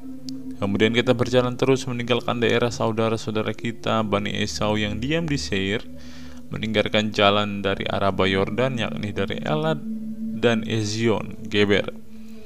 Sesudah itu kita belok dan berjalan terus ke arah pegunungan gurun Moab. Lalu berfirmanlah Tuhan kepadaku, janganlah melawan Moab dan janganlah menyerang mereka, sebab aku tidak akan memberikan kepadamu apapun dari negerinya menjadi milikmu, karena Ar telah kuberikan kepada Bani Lot menjadi miliknya. Dahulu orang Emim diam di sana, suatu bangsa yang besar dan banyak jumlahnya, tinggi seperti orang Enak. Mereka itu pun dikira orang Refaim seperti orang Enak, tetapi orang Moab menyebut mereka orang Emim. Dan dahulu di Seir diam orang Hori, tetapi Bani Esau telah menduduki daerah mereka, memunahkan mereka dari hadapannya, lalu menetap di sana menggantikan mereka, seperti yang dilakukan orang Israel dengan negeri miliknya yang diberikan Tuhan kepada mereka. Jadi sekarang bersiaplah kamu dan seberangilah sungai Zered. Lalu kita menyeberang sungai Zered. Lamanya kita berjalan sejak dari Kades Barnea sampai kita ada di seberang sungai Zered ada 38 tahun, sampai seluruh angkatan itu, yakni prajurit, habis binasa dari perkemahan seperti yang dijanjikan Tuhan dengan sumpah kepada mereka. Dan tangan Tuhan juga melawan mereka untuk menghamburkan mereka dari perkemahan sampai mereka habis binasa. Maka ketika dari bangsa itu telah habis binasa semua prajurit, berfirmanlah Tuhan kepadaku, pada hari ini engkau akan berjalan melintasi perbatasan Moab, yakni Ar. Maka engkau sampai ke dekat Bani Amon. Janganlah melawan mereka dan janganlah menyerang mereka, sebab aku tidak akan memberikan kepadamu apapun dari negeri Bani Amon. Itu menjadi milikmu, karena aku telah memberikannya kepada Bani Lot menjadi miliknya. Negeri ini pun dikira orang negeri orang Refaim. Dahulu orang Refaim diam di sana, tetapi orang Amon menyebut mereka orang Zamzuzim. Suatu bangsa yang besar dan banyak jumlahnya, tinggi seperti orang Enak, tetapi Tuhan telah memunahkan mereka dari hadapan Bani Amon, sehingga orang-orang itu menduduki daerah mereka dan menetap di sana menggantikan mereka, seperti yang dilakukan Tuhan bagi Bani Esau dan yang diam di Seir, ketika ia memunahkan orang Hori dari depan mereka, sehingga mereka menduduki negeri orang Hori itu dan menetap di sana menggantikan orang-orang itu sampai sekarang. Juga orang Awi yang diam di kampung-kampung sampai Gaza dipunahkan oleh orang Kaftor yang berasal dari Kaftor, lalu orang Kaftor itu menetap di sana menggantikan mereka. Bersiaplah kamu, berangkatlah dan seberangilah sungai Arnon. Ketahuilah aku menyerahkan Sihon Raja Hesibon orang Amori itu beserta negerinya ke dalam tanganmu. Mulailah menduduki negerinya dan seranglah Sihon. Pada hari ini aku mulai mendatangkan ke atas bangsa-bangsa di seluruh kolong langit keseganan dan ketakutan terhadap kamu, sehingga mereka menggigil dan gemetar karena engkau apabila mendengar tentang kamu. Riwayat peperangan melawan Sihon Raja Hesibon. Kemudian aku menyuruh utusan dari padang gurun Kedemot kepada Sihon Raja Hesibon menyampaikan pesan perdamaian bunyinya. Izinkanlah aku berjalan melalui negerimu. Aku akan tetap berjalan mengikuti jalan raya dengan tidak menyimpang ke kanan atau ke kiri. Jualah makanan kepadaku dengan bayaran uang supaya aku dapat makan, dan berikanlah air kepadaku ganti uang supaya aku dapat minum. Hanya izinkanlah aku lewat dengan berjalan kaki, seperti yang diperbuat kepadaku oleh Bani Esau yang diam di Seir, dan oleh orang Moab yang diam di Ar, sampai aku menyeberangi sungai Yordan pergi ke negeri yang diberikan kepada kami oleh Tuhan Allah kami. Tetapi Sihon Raja Hesibon tidak mau memberikan kita berjalan melalui daerahnya, sebab Tuhan Allahmu membuat dia keras kepala dan tegar hati dengan maksud menyerahkan dia ke dalam tanganmu seperti yang terjadi sekarang ini. Lalu Tuhan berfirman kepadaku, ketahuilah aku mulai menyerahkan Sihon dan negerinya kepadamu. Mulailah menduduki negerinya supaya menjadi milikmu. Kemudian Sihon dan seluruh tentaranya maju mendatangi kita untuk berperang dekat Yahas. Tetapi Tuhan Allah kita menyerahkan dia kepada kita sehingga kita mengalahkan dia dengan anak-anaknya dan seluruh tentaranya. Ayat 34. Pada waktu itu kita merebut segala kotanya dan merampas penduduk setiap kota, laki-laki dan perempuan serta anak-anak. Tidak ada seorang pun yang kita biarkan terluput. Hanya hewan kita rampas bagi kita sendiri, seperti juga jarahan dari kota-kota yang telah kita rebut. Mulai dari Aroer di tepi sungai Arnon dan kota di lembah itu sampai Gilead, tidak ada kota yang bentengnya terlalu kuat bagi kita, sebab Tuhan Allah kita menyerahkan semuanya kepada kita. Hanya negeri Bani Amon tidak engkau dekati, baik sungai Yabok sepanjang tepinya maupun kota-kota di pegunungan, tepat seperti yang dilarang Tuhan Allah kita. Ulangan pasal yang ketiga, riwayat peperangan melawan Og Raja Basan. Kemudian beloklah kita dan maju ke arah Basan, dan Og Raja Basan dengan seluruh tentaranya maju mendatangi kita untuk berperang di Edrei. Tetapi Tuhan berfirman kepadaku, janganlah takut kepadanya, sebab aku menyerahkan dia ke dalam tanganmu beserta seluruh tentaranya dan negerinya, dan perlakukanlah dia seperti yang kau lakukan terhadap Sihon raja orang Amori yang diam di Hesibon. Dan Tuhan Allah kita menyerahkan juga Og Raja Basan beserta seluruh tentaranya ke dalam tangan kita, dan kita mengalahkan dia sehingga tidak seorang pun yang luput. Pada waktu itu kita merebut segala kotanya, tidak ada kota yang tidak kita rampas daripada mereka. 60 kota seluruh wilayah Argob, kerajaan Og di Basan. Semuanya itu adalah kota berkubu dengan tembok yang tinggi-tinggi dengan pintu-pintu gerbang dan palang-palangnya. Lain daripada itu, sangat banyak kota yang tidak berkubu.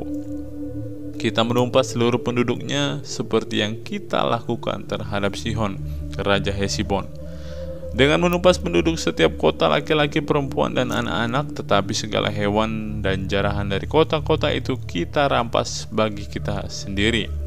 Jadi pada waktu dari tangan kedua raja orang Amori itu, kita merampas negeri yang di seberang sungai Yordan, mulai dari sungai Arnon sampai gunung Hermon. Orang Sidon menyebut Hermon itu Sirion, dan orang Amori menyebutnya Senir. Segala kota di dataran tinggi, seluruh Gilead dan seluruh Basan sampai ke Salka dan Edrei, kota-kota kerajaan Og di Basan. Hanya Og Raja Basan yang tinggal hidup dari sisa-sisa orang Refaim. Sesungguhnya ranjangnya adalah ranjang dari besi. Bukankah itu masih ada di kota Raba Bani Amon? 9 hasta panjangnya dan 4 hasta lebarnya menurut hasta biasa. Riwayat penyerahan daerah sebelah timur sungai Yordan. Adapun negeri itu telah kita duduki pada waktu itu, mulai dari Aroer di tepi sungai Arnon beserta setengah dari pegunungan Gilead dengan kota-kota, aku berikan kepada orang Ruben dan orang Gad. Dan masih tinggal dari Gilead beserta seluruh Basan kerajaan Og, yakni seluruh wilayah Argob, aku berikan kepada suku Manasye yang setengah itu.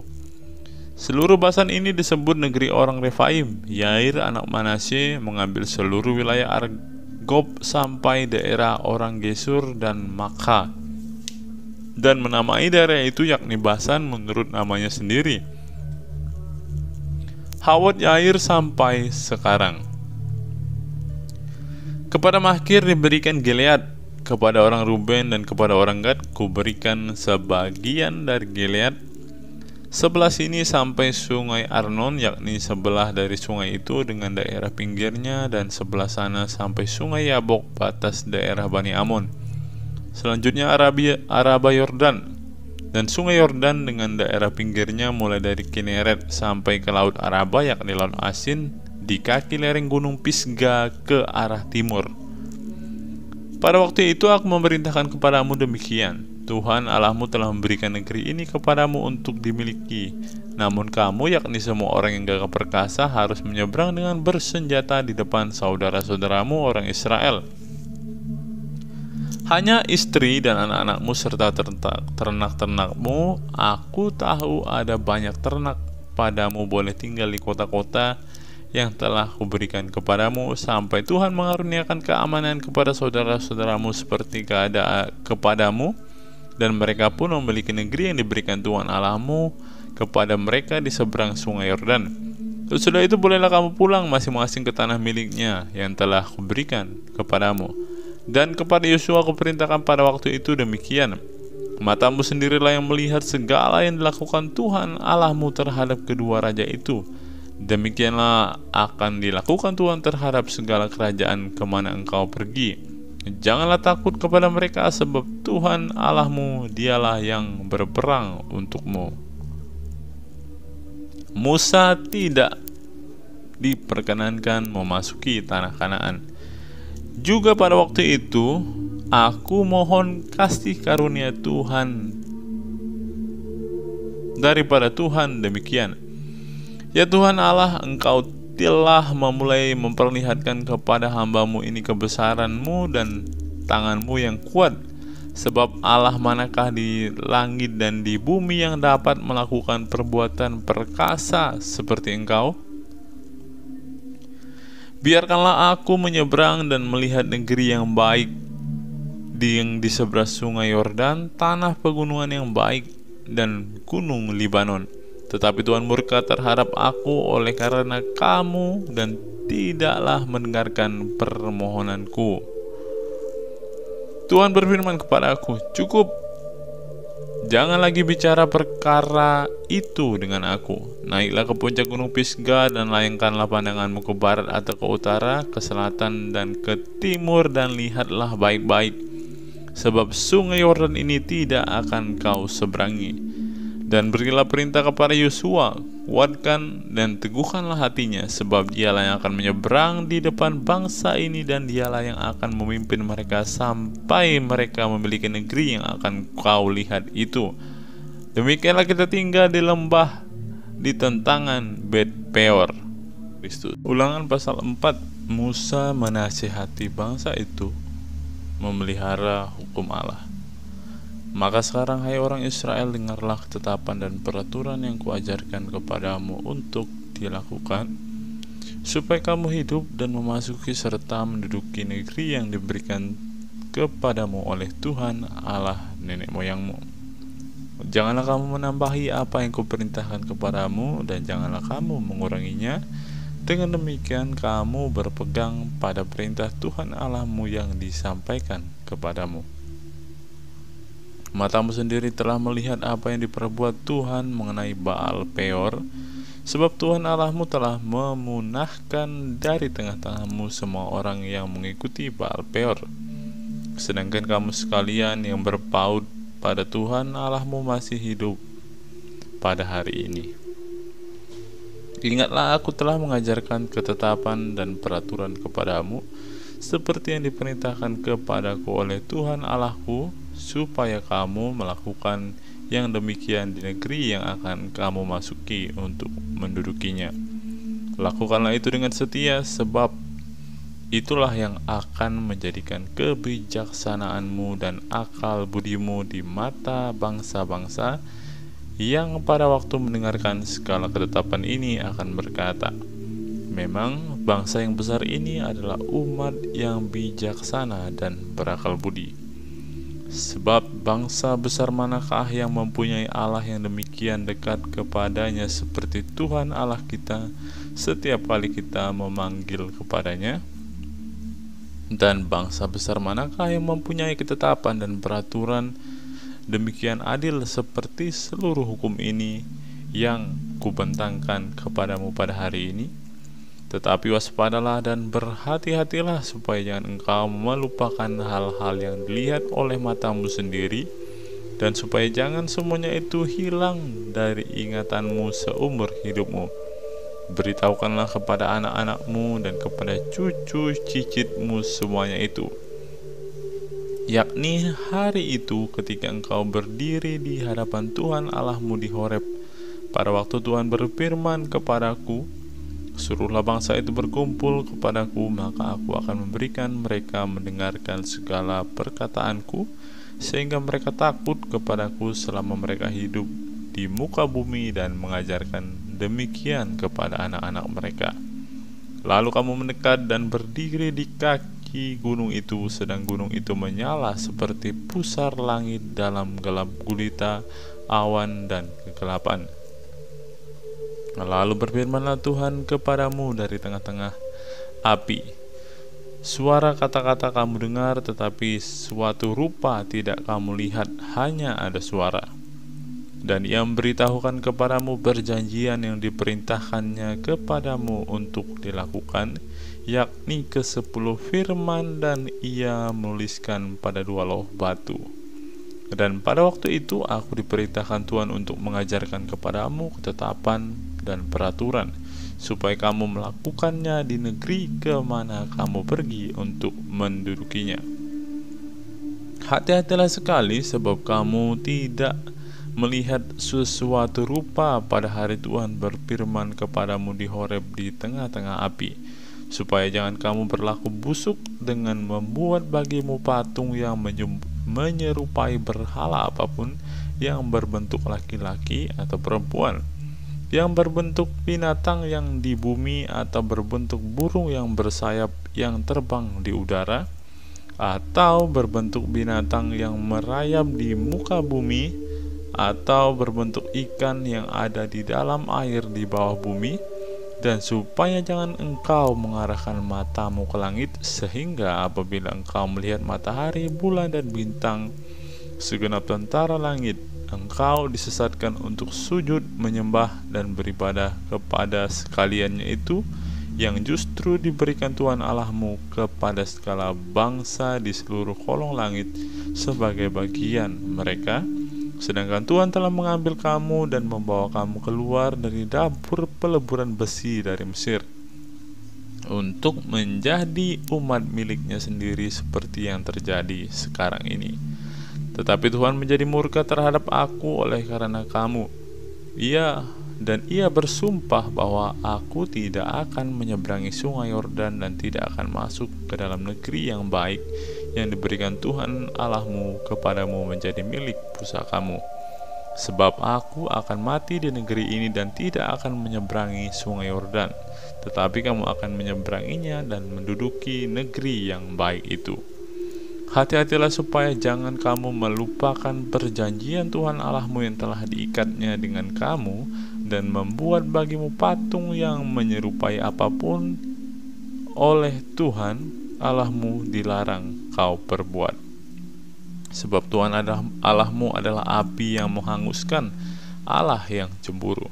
Apabila kamu beranak cucu dan kamu telah tua di negeri itu, lalu kamu berlaku busuk dengan membuat patung yang menyerupai apapun juga, dan melakukan apa yang jahat di mata Tuhan Allahmu, sehingga kamu menimbulkan sakit hatinya, maka aku memanggil langit dan bumi menjadi saksi terhadap kamu pada hari ini, bahwa pastilah kamu habis binasa dengan segera dari negeri kemana kamu menyeberangi sungai Yordan untuk mendudukinya. Tidak akan lanjut umurmu di sana, tetapi pastilah kamu punah. Tuhan akan menyerahkan kamu di antara bangsa-bangsa, dan hanya dengan jumlah yang sedikit kamu akan tinggal di antara bangsa-bangsa kemana Tuhan akan menyingkirkan kamu. Maka di sana kamu akan beribadah kepada Allah buatan tangan manusia, dari kayu dan batu, yang tidak dapat melihat dan tidak dapat mendengar dan tidak dapat makan dan tidak dapat mencium. Dan baru di sana engkau mencari Tuhan Allahmu dan menemukannya, asal engkau menanyakan Dia dengan segenap hatimu dan dengan segenap jiwamu. Apabila engkau dalam keadaan terdesak dan dalam segala hal ini menimpa engkau di kemudian hari, maka engkau akan kembali kepada Tuhan Allahmu dan mendengarkan suaranya. Sebab Tuhan Allahmu adalah Allah penyayang, Ia tidak akan meninggalkan atau memusnahkan engkau, dan Ia tidak akan melupakan perjanjiannya yang diikrarkannya dengan sumpah kepada nenek moyangmu. Sebab cobalah tanyakan dari ujung langit ke ujung bumi tentang zaman dahulu yang ada sebelum engkau, sejak waktu Allah menciptakan manusia di atas bumi. Apakah ada pernah terjadi sesuatu hal yang demikian besar, atau apakah ada pernah terdengar sesuatu seperti itu? Pernahkah suatu bangsa mendengar suara ilahi yang berbicara di tengah-tengah api seperti yang kau dengar dan tetap hidup? Atau pernahkah suatu Allah mencoba datang untuk mengambil baginya suatu bangsa dari tengah-tengah bangsa yang lain dengan cobaan-cobaan, tanda-tanda, serta mujizat-mujizat dan peperangan, dengan tangan yang kuat, dengan lengan yang teracung, dan dengan kedahsyatan-kedahsyatan yang besar seperti yang dilakukan Tuhan Allahmu bagimu di Mesir di depan matamu? Engkau diberi melihatnya untuk mengetahui bahwa Tuhanlah Allah, tidak ada Allah yang lain kecuali Dia. Dari langit Ia memberikan engkau mendengar suaranya untuk mengajari engkau. Di bumi Ia membiarkan engkau melihat api yang besar, dan segala perkataannya kau dengar dari tengah-tengah api. Karena Ia mengasihi nenek moyangmu dan memilih keturunan mereka, maka Ia sendiri telah membawa engkau keluar dari Mesir dan dengan kekuatannya yang besar, untuk menghalau dari hadapanmu bangsa-bangsa yang lebih besar dan lebih kuat daripadamu, untuk membawa engkau masuk ke dalam negeri yang mereka, dan memberikannya kepadamu menjadi milik pusakamu seperti yang terjadi sekarang ini. Sebab itu ketahuilah pada hari ini dan camkanlah bahwa Tuhanlah Allah yang di langit, di atas, di bumi, di bawah, tidak ada yang lain. Berpeganglah pada ketetapan dan perintahnya yang kusampaikan kepadamu pada hari ini, supaya baik keadaanmu dan keadaan anak-anakmu yang kemudian, dan supaya lanjut umurmu di tanah yang diberikan Tuhan Allahmu kepadamu untuk selama-lamanya. Kota-kota perlindungan di seberang sungai Yordan. Lalu Musa mengkhususkan 3 kota di seberang sungai Yordan di sebelah timur, supaya orang yang membunuh sesamanya manusia dengan tidak sengaja dan dengan tidak memusuhinya lebih dahulu dapat melarikan diri ke sana, sehingga ia apabila melarikan diri ke salah satu kota itu dapat tetap hidup. Kota-kota itu adalah Bezer di padang gurun di daerah dataran tinggi untuk orang Ruben, Ramot di Gilead untuk orang Gad, dan Golan di Basan untuk orang Manasye. Pendahuluan pengajaran Musa. Inilah hukum Taurat yang dipaparkan Musa kepada orang Israel. Inilah peringatan, ketetapan, dan peraturan yang dikatakan Musa kepada orang Israel dalam perjalanan mereka keluar dari Mesir. Di seberang sungai Yordan, di lembah di tentangan Bet Peor, di negeri Sihon, raja orang Amori yang diam di Hesibon, yang dipukul kalah oleh Musa dan orang Israel dalam perjalanan mereka keluar dari Mesir. Negerinya diduduki mereka, dan juga negeri Og, raja orang Basan, kedua-duanya raja orang Amori yang diam di seberang sungai Yordan di sebelah timur, mulai dari Aroer di tepi sungai Arnon sampai gunung Sirion, itulah gunung Hermon, serta seluruh dataran di seberang sungai Yordan di sebelah timur sampai laut Araba di kaki lereng gunung Pisga. Ulangan pasal yang ke-5 ke-10 firman.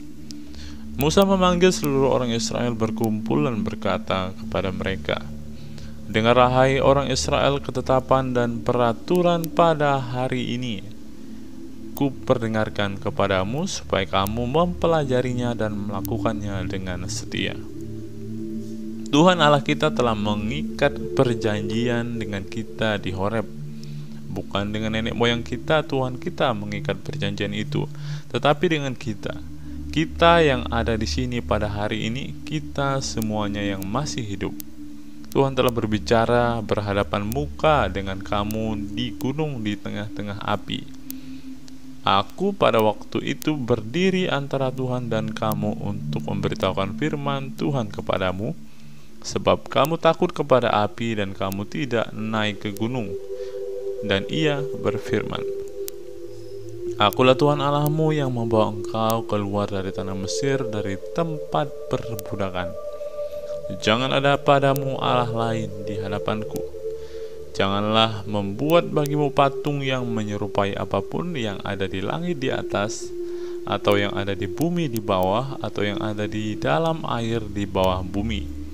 Jangan sujud menyembah kepadanya atau beribadah kepadanya, sebab aku Tuhan Allahmu adalah Allah yang cemburu, yang membalaskan kesalahan bapa kepada anak-anaknya dan kepada keturunan yang ketiga dan keempat dari orang-orang yang membenci aku.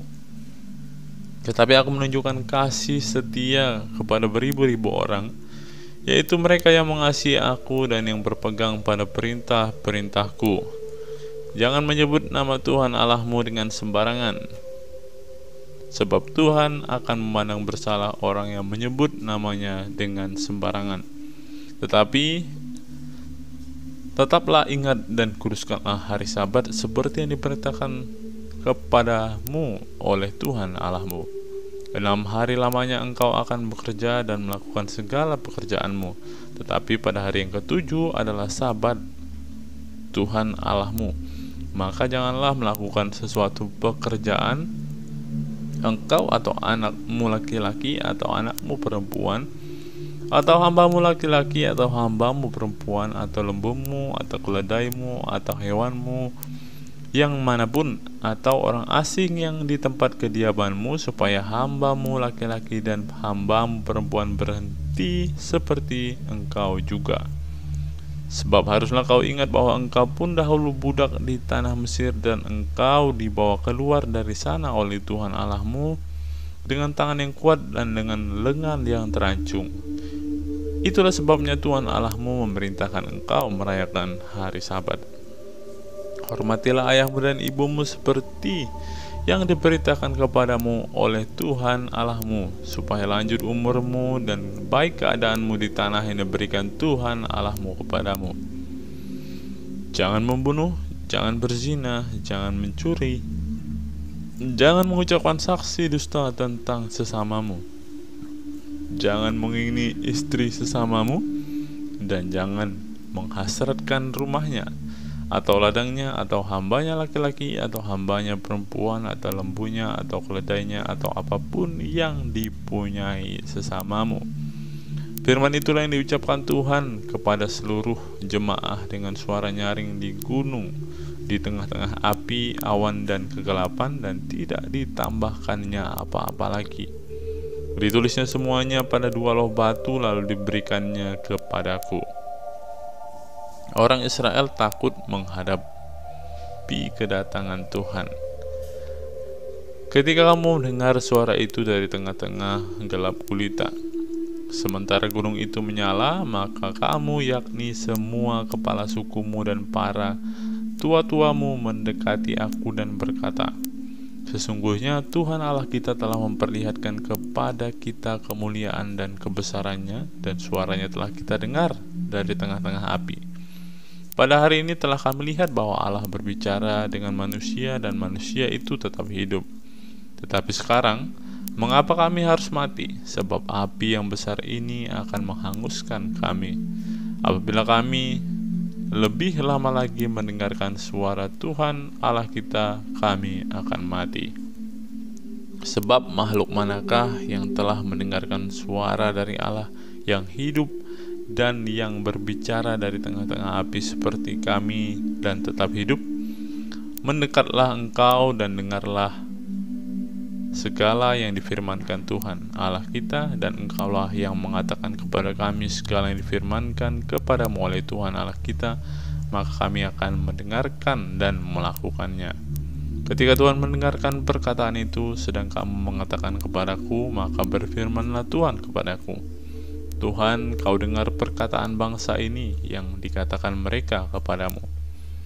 Segala yang dikatakan mereka itu baik, Kiranya hati mereka selalu begitu, yakni takut akan Daku dan berpegang pada segala perintahku, supaya baik keadaan mereka dan anak-anak mereka untuk selama-lamanya. Pergilah, katakanlah kepada mereka, kembalilah ke kemahmu. Tetapi engkau berdiri di sini bersama-sama dengan aku, maka aku hendak mengatakan kepadamu segenap perintah, yakni ketetapan dan peraturan yang akan kuajarkan kepada mereka, supaya mereka melakukannya di negeri yang kuberikan kepada mereka untuk dimiliki. Maka lakukanlah semuanya itu dengan setia, seperti yang diperintahkan kepadamu oleh Tuhan Allahmu. Janganlah menyimpang ke kanan atau ke kiri. Segenap jalan yang diperintahkan kepadamu oleh Tuhan Allahmu haruslah kamu jalani, supaya kamu hidup dan baik keadaanmu serta lanjut umurmu di negeri yang akan kamu duduki. Ulangan pasal yang ke-6. Kasih kepada Allah adalah perintah yang utama. Inilah perintah, yakni ketetapan dan peraturan yang aku ajarkan kepadamu atas perintah Tuhan Allahmu untuk dilakukan di negeri kemana kamu pergi untuk mendudukinya, supaya seumur hidupmu engkau dan anak cucumu takut akan Tuhan Allahmu dan berpegang pada segala ketetapan dan perintahnya yang kusampaikan kepadamu, dan supaya lanjut umurmu. Maka dengarlah, hai orang Israel, lakukanlah itu dengan setia, supaya baik keadaanmu dan supaya kamu menjadi sangat banyak, seperti yang dijanjikan Tuhan Allah nenek moyangmu kepadamu di suatu negeri yang berlimpah-limpah susu dan madunya. Dengarlah, hai orang Israel, Tuhan itu Allah kita, Tuhan itu Esa. Kasihilah Tuhan Allahmu dengan segenap hatimu dan dengan segenap jiwamu dan dengan segenap kekuatanmu. Apa yang kuperintahkan kepadamu pada hari ini haruslah engkau perhatikan. Haruslah engkau mengajarkan berulang-ulang kepada anak-anakmu dan membicarakannya apabila engkau duduk di rumahmu, apabila engkau sedang dalam perjalanan, apabila engkau sedang berbaring, dan apabila engkau bangun. Haruslah engkau mengikatkannya sebagai tanda pada tanganmu, dan haruslah itu menjadi lambang di dahimu, dan haruslah engkau menuliskannya pada tiang pintu rumahmu dan pada pintu gerbangmu. Maka apabila Tuhan Allahmu telah membawa engkau masuk ke negeri yang dijanjikannya dengan sumpah kepada nenek moyangmu, yakni Abraham, Ishak, dan Yakub, untuk memberikannya kepadamu kota-kota yang besar dan baik yang tidak kau dirikan, rumah-rumah penuh berisi berbagai-bagai barang baik yang tidak kau isi, sumur-sumur yang tidak kau gali, kebun-kebun anggur dan kebun-kebun zaitun yang tidak kau tanami. Dan apabila engkau sudah makan dan menjadi kenyang, maka berhati-hatilah supaya jangan engkau melupakan Tuhan yang telah membawa kamu keluar dari tanah Mesir, dari rumah perbudakan. Engkau harus takut akan Tuhan Allahmu. Kepada Dia haruslah engkau beribadah, dan demi namanya haruslah engkau bersumpah.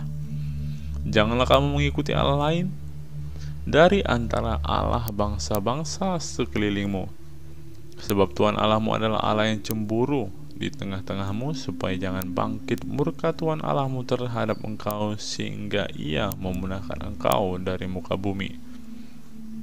Janganlah kamu mencobai Tuhan Allahmu seperti kamu mencobai Dia di masa. Haruslah kamu berpegang pada perintah, peringatan, dan ketetapan Tuhan Allahmu yang diperintahkannya kepadamu. Haruslah engkau melakukan apa yang benar dan baik di mata Tuhan, supaya baik keadaanmu dan engkau memasuki dan menduduki negeri yang baik yang dijanjikan Tuhan dengan sumpah kepada nenek moyangmu, dengan mengusir semua musuhmu dari hadapanmu seperti yang difirmankan Tuhan. Apabila di kemudian hari anakmu bertanya kepadamu, apakah peringatan, ketetapan, dan peraturan yang diperintahkan kepadamu oleh Tuhan Allah kita? maka haruslah engkau menjawab anakmu itu, kita dahulu adalah budak Firaun di Mesir, tetapi Tuhan membawa kita keluar dari Mesir dengan tangan yang kuat. Tuhan membuat tanda-tanda dan mujizat-mujizat yang besar dan mencelakakan terhadap Mesir, terhadap Firaun dan seisi rumahnya di depan mata kita. Tetapi kita dibawanya keluar dari sana supaya kita dapat dibawanya masuk dan untuk memberikan kepada kita negeri yang telah dijanjikannya dengan sumpah kepada nenek moyang kita.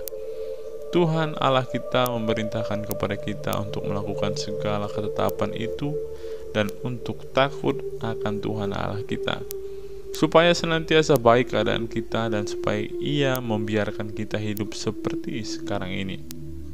Dan kita akan menjadi benar apabila kita melakukan segenap perintah itu dengan setia di hadapan Tuhan Allah kita, seperti yang diperintahkannya kepada kita.